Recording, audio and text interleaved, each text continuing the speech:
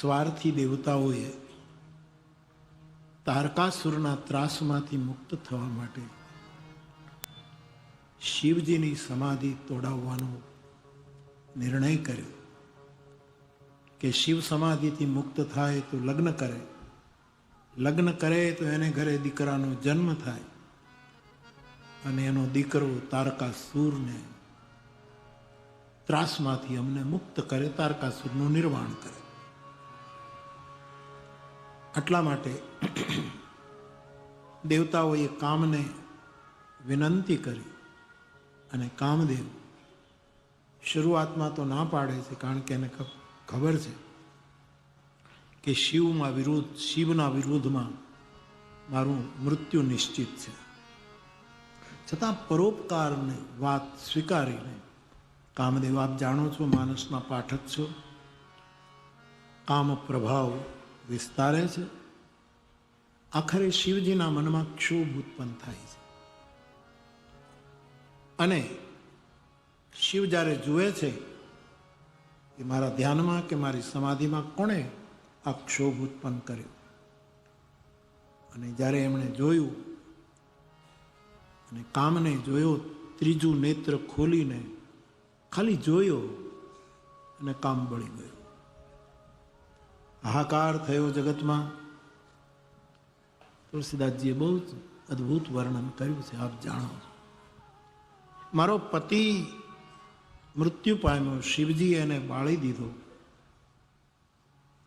એ જાણીને કામદેવની ધર્મપત્ની રતિ રુદન કરતી કરતી, આક્રંદ કરતી કરતી, કરુણા કરતી કરતી શિવ કે પાસ આવે છે.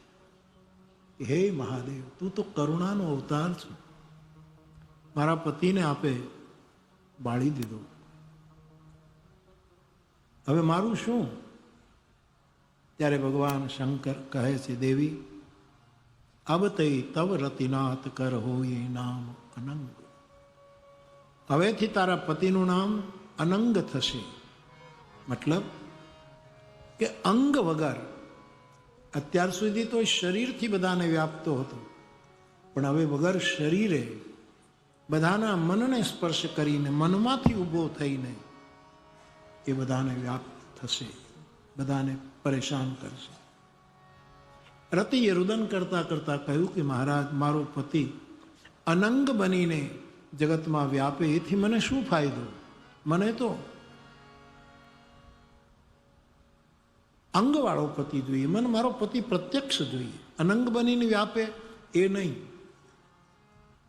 મને સદેહે મારો પતિ મળવો જોઈએ. એ વખતે ભગવાન શિવ કામદેવની પત્ની રતિને કહે છે, તને તારો પતિ સદેહે જ્યારે કૃષ્ણ અવતાર થશે અને કૃષ્ણનો પુત્ર એ તને પતિ રૂપે મળશે, ત્યાં સુધી તારે પ્રતીક્ષા કરવી પડશે.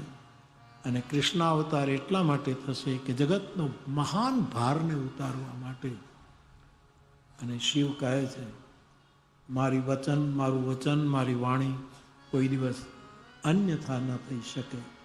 મેં ઘણી વખત આપને કહ્યું છે, જૂનું સ્મરણ હોય તો, કે ભગવાન શિવે સતીને, ભલે પાર્વતીના રૂપમાં, પણ એ તો સતી છે, મહાસતી છે, સતીને રામચરિત્ર સંભળાવ્યું કૈલાસ ઉપર બેસીને, અને રતિને એમણે ભાગવત સંભળાવ્યું, કૃષ્ણ કથા સંભળાવી.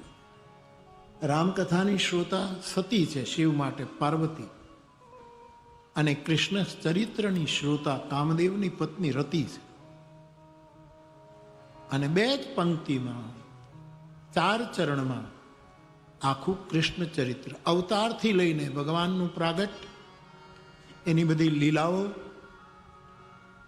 અને હોય હરન મહામહી ભારા, જે કાર્ય માટે વિનાશાય ચ દુષ્કૃતામ જો સંકલ્પ કરકે આવે, અને પછી એની પેઢી પણ, કૃષ્ણ પરંપરા પણ, લૌકિક લીલામાં પરંપરા, કૃષ્ણ તનય, એનો વંશ પણ બતાવ્યો. એટલે કે 2 પંક્તિઓમાં સમગ્ર કૃષ્ણ ચરિત્ર ભગવાન મહાદેવે રતિને શ્રોતા બનાવીને કર્યું છે. એ